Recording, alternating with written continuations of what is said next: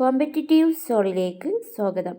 ഇന്ന് 5ാം ക്ലാസ്സിലെ social science ഭാഗത്ത് ചാപ്റ്റർ 8 ആണ് ഡിസ്കസ് ചെയ്യുന്നത്. പാഠം 8 നാടറിയാം. ഈ പാഠഭാഗത്ത് കേരളത്തെക്കുറിച്ചാണ് ചർച്ച ചെയ്യുന്നത്.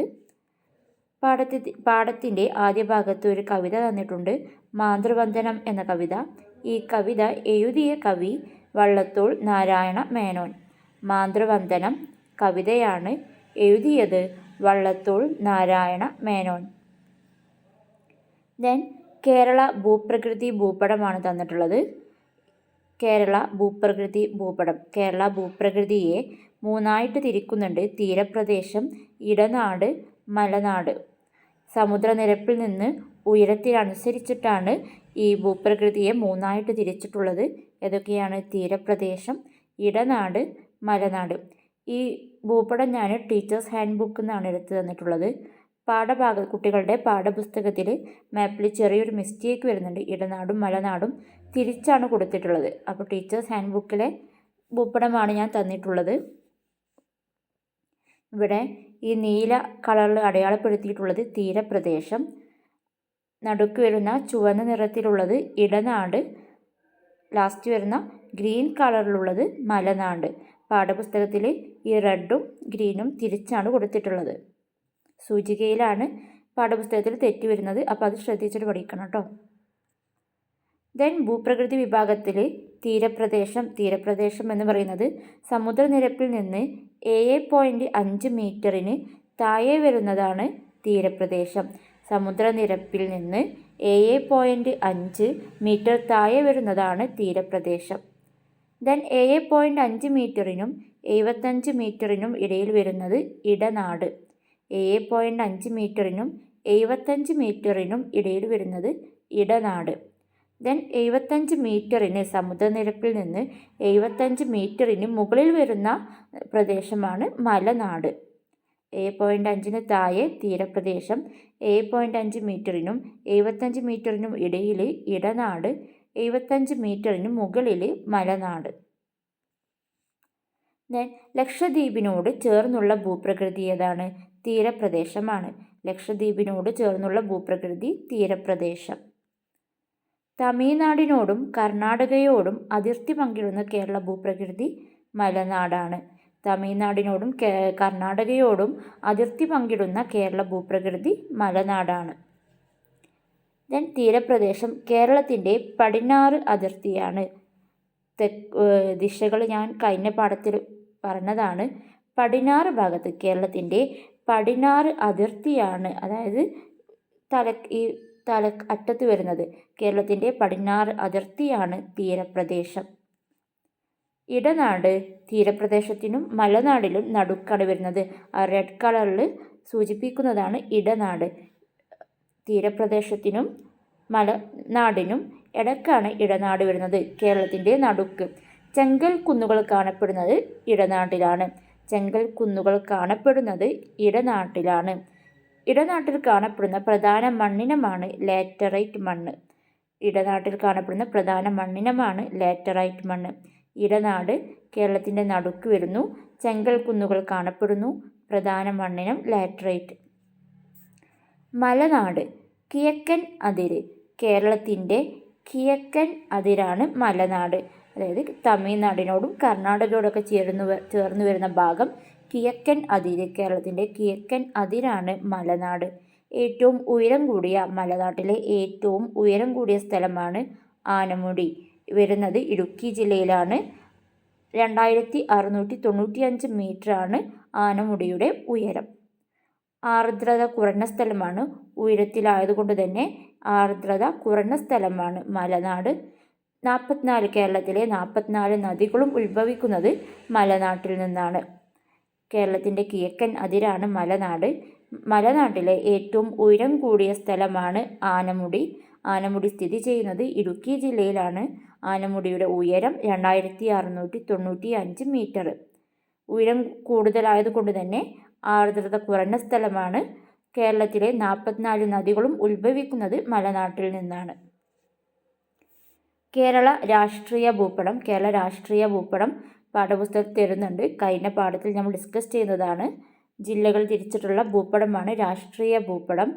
അവിടെ നമ്മൾ ജില്ലകളുടെ സ്ഥാനം, പിന്നെ കടൽത്തീരമില്ലാത്ത ജില്ലകളൊക്കെ കഴിഞ്ഞ പാഠഭാഗത്തിൽ പഠിച്ചിട്ടുണ്ട്. ഇവിടെ കേരള രാഷ്ട്രീയ ഭൂപടത്തിലെ തായി ഡിസ്കസ് ചെയ്യുന്നത് തീരപ്രദേശമുള്ള ജില്ലകൾ ഏതൊക്കെ കണ്ടെത്തി എഴുതാറുണ്ട്. അപ്പോൾ തീരപ്രദേശമുള്ള ജില്ലകൾ, കടൽത്തീരമില്ലാത്ത ജില്ലകൾ നമ്മൾ പഠിച്ചു. ബാക്കിയുള്ളതൊക്കെ ഏതൊക്കെയാണ്? ഉള്ളതെല്ലാം തീരപ്രദേശമുള്ള ജില്ലകളാണ്. കാസർഗോഡ്, കണ്ണൂർ, കോഴിക്കോട്, മലപ്പുറം, തൃശ്ശൂർ, എറണാകുളം, ആലപ്പുഴ, കൊല്ലം, തിരുവനന്തപുരം. നമ്മൾ കഴിഞ്ഞ പാഠഭാഗത്ത് പഠിച്ചതാണ്. വയനാട്, ഇടുക്കി, പത്തനംതിട്ട, കോട്ടയം ആൻഡ് 5 ജില്ലകളാണ് ഉള്ളത്. പത്തനംതിട്ട. ഈ 5 ജില്ലകളാണ് തീരപ്രദേശം ഇല്ലാത്ത ജില്ലകൾ. ഉള്ള ജില്ലകൾ അറിയുമ്പോൾ ബാക്കി ജില്ലകളെല്ലാം വരും. ദെൻ കേരള കാലാവസ്ഥ. കേരളം കാലാവസ്ഥയിൽ ചെറിയ ടോപ്പിക്ക് വൈഡായിട്ട് ഇവിടെ പഠിക്കുന്നില്ല, ഇനി വരുന്ന ക്ലാസ്സുകളിൽ പഠിക്കും. കേരളം കാലാവസ്ഥയെ 2 തരം മൺസൂൺ കാലാവസ്ഥയാണ്. 2 തരം മഴക്കാലമുണ്ട്. ഏതൊക്കെയാണ്? തെക്കു പടിഞ്ഞാറൻ മൺസൂണും വടക്കു കിഴക്കൻ മൺസൂണും. പിന്നെ അതുപോലെ അവിടെ വരുന്നൊരു പോയിൻ്റാണ് വേനൽ. കേരളത്തിൽ വേനൽ മാർച്ച് മുതൽ മെയ് വരെയാണ്. കേരളം കാലാവസ്ഥയെ 2 തരം മൺസൂണാണുള്ളത്. തെക്ക് പടിഞ്ഞാറൻ മൺസൂണും വടക്കു കിഴക്കൻ മൺസൂണും. വേനൽ വരുന്നത് മാർച്ച് മെയ് മാസങ്ങളിലാണ്. ഇനി തെക്ക് പടിഞ്ഞാറൻ മൺസൂണയും വടക്കു കിഴക്കൻ മൺസൂണിനും കുറച്ച് പോയിൻറ്റ്സ് ഉണ്ട്. തെക്കു പടിഞ്ഞാറൻ മൺസൂണിന് മറ്റു പേരുകളാണ് കാലവർഷം, ഇടവപ്പാതി. കാലവർഷം എന്ന് പറയുന്നതും ഇടവപ്പാതി എന്ന് പറയുന്നതും തെക്കു പടിഞ്ഞാറൻ മൺസൂണാണ്. ജൂൺ മുതൽ സെപ്റ്റംബർ വരെയാണ്. ജൂൺ മുതൽ സ്കൂൾ തുറക്കുന്ന ആ കാലഘട്ടത്തിലാണ്. ജൂൺ മുതൽ സെപ്റ്റംബർ വരെയുള്ളത് തെക്ക് പടിഞ്ഞാറൻ മൺസൂണാണ്. കേരളത്തിൽ ഏറ്റവും കൂടുതൽ മഴ ലഭിക്കുന്നത് തെക്കു പടിഞ്ഞാറൻ മൺസൂൺ കാലത്താണ്. തെക്കു പടിഞ്ഞാറൻ മൺസൂണിന് കാരണമാവുന്ന കാറ്റേതാണ്? അറബിക്കടലിലെ നീരാവി നിറഞ്ഞ കാറ്റാണ് തെക്കു പടിഞ്ഞാറൻ മൺസൂണിന് കാരണമാവുന്നത്. തെക്കു പടിഞ്ഞാറൻ മൺസൂണ് ഭൂപടം ഓർമ്മയിൽ വേണം, എന്നിട്ട് പഠിക്കണം. കാലവർഷം, ഇടവപ്പാതി എന്നൊക്കെ പറയുന്നു. തെക്കു പടിഞ്ഞാറൻ മൺസൂണ് കാലവർഷം, ഇടവപ്പാതി എന്നും അറിയപ്പെടുന്നു. ജൂൺ ടു സെപ്റ്റംബർ വരെയാണ് തെക്കു പടിഞ്ഞാറൻ മൺസൂൺ കാലം. ഏറ്റവും കൂടുതൽ മഴ ലഭിക്കുന്നത്, കേരളത്തിൽ ഏറ്റവും കൂടുതൽ മഴ ലഭിക്കുന്നത് കാലവർഷത്തിൽ അല്ലെങ്കിൽ തെക്കു പടിഞ്ഞാറൻ മൺസൂണിനാണ്. തെക്കു പടിഞ്ഞാറൻ മൺസൂണിന് കാരണമാവുന്നത് അറബിക്കടലിലെ നീരാവി നിറഞ്ഞ കാറ്റാണ്. അപ്പോൾ തെക്കു പടിഞ്ഞാറൻ മൺസൂണിൻ്റെ ഒരു രേഖാചിത്രമാണ് തന്നിട്ടുള്ളത്. ടെക്സ്റ്റ് ബുക്കിൽ തന്ന ഒരു സെൻറ്റൻസിനെ ഞാൻ ഒരു ചിത്രരൂപത്തിൽ തന്നിട്ടുണ്ട്. ഭൂമധ്യരേഖയ്ക്ക് വടക്ക് ഇന്ത്യൻ സമുദ്രത്തിൽ നിന്ന്, ഭൂമധ്യരേഖ താഴെ കണ്ടോ, അതിന് വടക്കാണ്, ഭൂമധ്യരേഖയ്ക്ക് മുകളിലാണ്, അതായത് വടക്ക് ഭാഗത്താണ് ഇന്ത്യ വരുന്നത്. അവിടെ ഇന്ത്യൻ സമുദ്രത്തിൽ നിന്ന് ഇന്ത്യയിലോട്ട്, അല്ലെങ്കിൽ ഇന്ത്യയിലോട്ട് അറിയുമ്പോൾ കേരളത്തിലോട്ട് ഇന്ത്യൻ സമുദ്രത്തിൽ നിന്ന് അല്ലെങ്കിൽ അറബിക്കടലിൽ നിന്ന് വരുന്ന നീരാവി നിറഞ്ഞ കാറ്റ് പശ്ചിമഘട്ടത്തിൽ തടഞ്ഞു നിന്നിട്ട് കേരളത്തിൽ മഴ പെയ്യുന്നു. ഈ മഴയാണ് തെക്കു പടിഞ്ഞാറൻ മൺസൂൺ എന്ന് പറയുന്നത്. ചിത്രം ശ്രദ്ധിച്ചാൽ നിങ്ങൾക്ക് മനസ്സിലാവും. ഭൂമധ്യരേഖക്ക് വടക്ക് ഇന്ത്യൻ സമുദ്രത്തിൽ നിന്ന് വരുന്ന കാറ്റ് പശ്ചിമഘട്ടത്തിൽ തടഞ്ഞ് കേരളത്തിൽ മഴ പെയ്യുന്നു. ഈ മഴയാണ് തെക്കു പടിഞ്ഞാറൻ മൺസൂൺ. ഇതൊരു സെൻറ്റൻസ് ആയിട്ടാണ് നിങ്ങൾ പാഠപുസ്തകത്തിലുള്ളത്. ഞാനൊരു ചിത്രരൂപത്തിൽ തന്നിട്ടുള്ളതാണ്. ദെൻ വടക്കു കിഴക്കൻ മൺസൂൺ. വടക്കു കിഴക്കൻ മൺസൂണിൻ്റെ മറ്റൊരു പേരാണ് തുലാവർഷം. സെപ്റ്റംബർ വരെ തെക്ക് പടിഞ്ഞാറനാണ്. അത് കഴിഞ്ഞിട്ട് ഒക്ടോബർ മുതൽ നവംബർ വരെ വടക്കു കിഴക്കൻ മൺസൂണാണ്. ഒക്ടോബർ മുതൽ നവംബർ വരെ. ഇതിന് കാരണമാകുന്നത് ബംഗാൾ ഉൾക്കടലിൽ നിന്നുള്ള നീരാവി നിറഞ്ഞ കാറ്റാണ്. വടക്കു കിഴക്കൻ മൺസൂണ് തുലാവർഷം എന്നറിയപ്പെടുന്നു. ഒക്ടോബർ മുതൽ നവംബർ വരെയാണ് വടക്കു കിഴക്കൻ മൺസൂൺ കാലം. വടക്കു കിഴക്കൻ മൺസൂണിന് കാരണമാവുന്നത് ബംഗാൾ ഉൾക്കടലിൽ നിന്നുള്ള നീരാവി നിറഞ്ഞ കാറ്റാണ്. ദെൻ ഒരു എക്സ്ട്രാ പോയിന്റ് വരുന്നതാണ് ഒരച്ചൻ മകൾക്കയച്ച കത്തുകൾ. ആരുടെ പുസ്തകമാണ്? ജവഹർലാൽ നെഹ്റുവിൻ്റെ പുസ്തകമാണ്. ഒരച്ചൻ മകൾക്കയച്ച കത്തുകൾ. ഇത് എഴുതിയത് ആരാണ്? ജവഹർലാൽ നെഹ്റു ആണ്. ഇവിടെ മകൾ എന്ന് ഉദ്ദേശിക്കുന്നത് ആരെയാണ്? ഇന്ദിരാഗാന്ധിയെയാണ്. ദെൻ കേരളത്തിലെ മണ്ണ് എന്ന ടോപ്പിക്കാണ് വരുന്നത്. ലോക മണ്ണ് ദിനം എന്നാണ്. ലോക മണ്ണ് ദിനം ഡിസംബർ 5-നാണ്. ലോക മണ്ണ് ദിനം ഡിസംബർ 5. ദെൻ കേരളത്തിലെ മണ്ണിനങ്ങളാണ്. കേരളത്തിലാകെ 7 മണ്ണിനങ്ങളാണ് വരുന്നത്. ഏതൊക്കെയാണ്? ചെങ്കൽ മണ്ണ്, ഓണാട്ടുകര മണ്ണ്, ചെമ്മണ്ണ്, എക്കൽ മണ്ണ്, വനമണ്ണ്, കറുത്ത മണ്ണ്, പീറ്റ് മണ്ണ്. ഓരോന്നും നോക്കാം. കുറച്ച് പോയിന്റ്സ് ഇവിടെ വരുന്നുള്ളൂ. 5ാം ക്ലാസ്സിലെ പാഠപുസ്തകമാണ്. ചെങ്കൽ മണ്ണ് ഏറ്റവും കൂടുതൽ കേരളത്തിൽ ഏറ്റവും കൂടുതലുള്ളത് ചെങ്കൽ മണ്ണാണ്. അമ്ലഗുണം കൂടുതലാണ്. ഈ ചെങ്കൽ മണ്ണിന് അമ്ലഗുണം കൂടുതലാണ്. അതുകൊണ്ട് തന്നെ അമ്ലഗുണം കുറക്കാൻ വേണ്ടി ഉപയോഗിക്കുന്നത് എന്താണ്? കുമ്മായം ചേർത്തിട്ടാണ് ഇവിടെ കൃഷി നടത്തുന്നത്. ചെങ്കൽ മണ്ണ് കേരളത്തിൽ ഏറ്റവും കൂടുതൽ കാണപ്പെടുന്ന മണ്ണാണ് ചെങ്കൽ മണ്ണ്. അമ്ലഗുണം കൂടിയ മണ്ണാണ് ചെങ്കൽ മണ്ണ്. അതുകൊണ്ട് തന്നെ കൃഷി സമയത്ത് കുമ്മായം ചേർക്കുന്നു. ദെൻ ഓണാട്ടുകര മണ്ണ്. ഓണാട്ടുകര മണ്ണിന് ചാരനിറമാണ്. അതുപോലെ ജൈവാംശം കുറഞ്ഞ മണ്ണാണ് ഓണാട്ടുകര മണ്ണ്. ദെൻ ചെമ്മണ്ണ്. ചെമ്മണ്ണിന് ചുവപ്പ് നിറമാണ്. ചെമ്മണ്ണിൻ്റെ ചുവപ്പ് നിറത്തിന് കാരണമാവുന്നത് അവിടെയുള്ള ഇരുമ്പിൻ്റെ സാന്നിധ്യമാണ്. ദെൻ എക്കൽ മണ്ണ്. നദീതീരങ്ങളിലാണ് എക്കൽ മണ്ണ് കാണപ്പെടുന്നത്. ദെൻ വനമണ്ണ്. കറുത്ത മണ്ണ്. കറുത്ത മണ്ണ് കേരളത്തിൽ കാണപ്പെടുന്നത് പാലക്കാട് ചിറ്റൂർ താലൂക്കിലാണ്. പാലക്കാട് ചിറ്റൂർ താലൂക്കിൽ കാണപ്പെടുന്ന മണ്ണാണ് കറുത്ത മണ്ണ്. ദെൻ പീറ്റ് മണ്ണ്. പീറ്റ് മണ്ണ് പറയുന്നത് ചതുപ്പ് പ്രദേശങ്ങളിലാണ് പീറ്റ് മണ്ണ് കാണപ്പെടുന്നത്. കണ്ടൽ ചെടിയുടെ വളർച്ചയ്ക്ക് ഒക്കെ സഹായകരമാവുന്ന മണ്ണാണ് പീറ്റ് മണ്ണ്. ഏതുതരം മണ്ണിനങ്ങളാണ് വരുന്നത്? ചെങ്കൽ മണ്ണ് കേരളത്തിൽ ഏറ്റവും കൂടുതൽ അമ്ലഗുണം കാണിക്കുന്ന മണ്ണാണ്. കൃഷി ചെയ്യുമ്പോൾ അതുകൊണ്ട് തന്നെ കുമ്മായം ചേർക്കുന്നു. ദെൻ ഓണാട്ടുകര മണ്ണ് ചാരനിറം ആണ്. ജൈവാംശം കുറവാണ്. ദെൻ ചെമ്മണ്ണ് ചുവപ്പ് നിറം. ഇരുമ്പിൻ്റെ സാന്നിധ്യം കൊണ്ടാണ് ചുവപ്പ് നിറം കാണിക്കുന്നത്. എക്കൽ മണ്ണ് നദീതീരങ്ങളിൽ കാണപ്പെടുന്നതാണ് എക്കൽ മണ്ണ്. വനമണ്ണ്. കറുത്ത മണ്ണ് പാലക്കാട് ചിറ്റൂർ താലൂക്കിൽ കാണപ്പെടുന്ന മണ്ണാണ് കറുത്ത മണ്ണ്. ചതുപ്പ് പ്രദേശങ്ങളിൽ കണ്ടൽ ചെടികളുടെ വളർച്ചയ്ക്കൊക്കെ സഹായകരമാകുന്ന മണ്ണാണ് പീറ്റ് മണ്ണ്. Then soil survey and soil conservation വകുപ്പിൻ്റെ മണ്ണുമായി ബന്ധപ്പെട്ടുള്ള ഒരു ആപ്പാണ് മണ്ണ് ആപ്പ്. മണ്ണ് ആപ്പ് മണ്ണുമായി ബന്ധപ്പെട്ടിട്ടുള്ള കാര്യങ്ങളൊക്കെ വരുന്ന ആപ്പാണ് മണ്ണ് ആപ്പ്. ഇത് കൊണ്ടുവന്നതാരാണ്? Soil survey and soil conservation വകുപ്പ്. ദെൻ ജലസ്രോതസ്സുകളാണ് ടോപ്പിക്ക്. കേരളത്തിൽ ആകെ 44 നദികളാണുള്ളത്. ഇതിൽ 41 നദികൾ പടിഞ്ഞാറോട്ടൊഴുകുന്നു, 3 എണ്ണം കിഴക്കോട്ടൊഴുകുന്നു. ഏതൊക്കെയാണ് കിഴക്കോട്ടൊഴുകുന്ന നദികൾ? കബനി, ഭവാനി, പാമ്പാറ്. കേരളത്തിൽ 44 നദികളാണുള്ളത്. നമ്മൾ പറഞ്ഞു മലനാട്ടിൽ നിന്നാണ് ഈ 44 നദികളും ഉത്ഭവിക്കുന്നത്.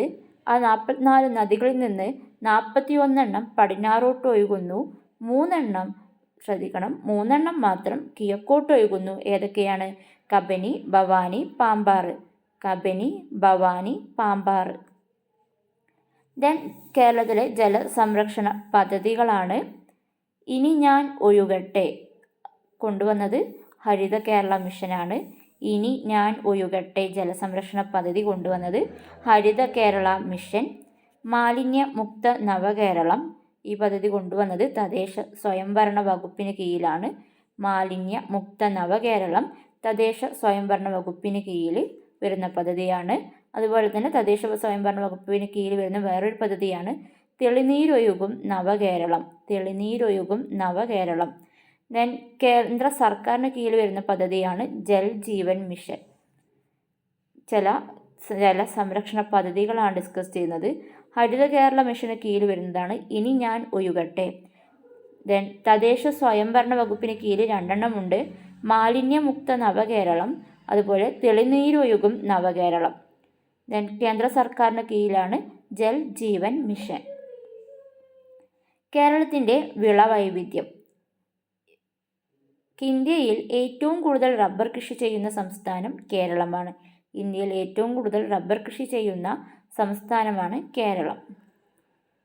ദെൻ ആധുനിക കൃഷിരീതികൾ. ഇവിടെ കേരളത്തിൽ യൂസ് ചെയ്യുന്ന ആധുനിക കൃഷിരീതികൾ ഏതൊക്കെയാണ്? Hydroponics, aquaponics, terrace farming, microgreen. Hydroponics, aquaponics, terrace farming, micro green. ഇവിടെ ഇത് എക്സ്പ്ലെയിൻ ചെയ്ത് തന്നിട്ടില്ല പാഠപുസ്തകത്തിൽ, തുടർന്ന് വരുന്ന ക്ലാസ്സുകളിലുണ്ട്. അപ്പോൾ അവിടെ വെച്ച് നമുക്ക് പഠിക്കാം. ആധുനിക കൃഷി രീതികൾ ഏതൊക്കെയാണെന്ന് അറിഞ്ഞിരിക്കുക. Hydroponics, aquaponics, terrace farming, micro green. Then കേരളവും പ്രകൃതി ദുരന്തങ്ങളും.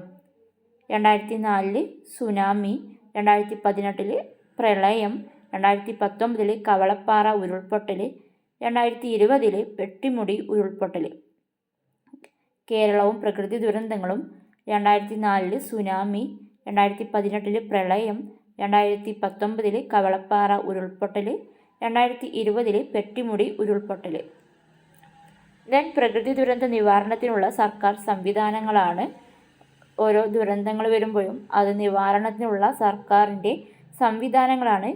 കേരള റവന്യൂ ദുരന്ത നിവാരണ വകുപ്പ്, സംസ്ഥാന ദുരന്ത നിവാരണ അതോറിറ്റി, ജില്ലാ ദുരന്ത നിവാരണ അതോറിറ്റി, ദുരന്ത സാധ്യത അപഗ്രഥന cell, land and disaster management institute. Kerala revenue ദുരന്ത നിവാരണ വകുപ്പ്, സംസ്ഥാന ദുരന്ത നിവാരണ അതോറിറ്റി, ജില്ലാ ദുരന്ത നിവാരണ അതോറിറ്റി, ദുരന്ത സാധ്യത അപഗ്രഥന cell, land and disaster management institute.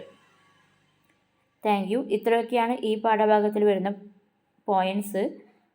Class ഇഷ്ടമായെങ്കിൽ ലൈക്ക് ചെയ്യുക. തുടർന്നുള്ള പാഠഭാഗങ്ങൾക്ക് വേണ്ടിയിട്ട് ചാനൽ സബ്സ്ക്രൈബ് ചെയ്യുക.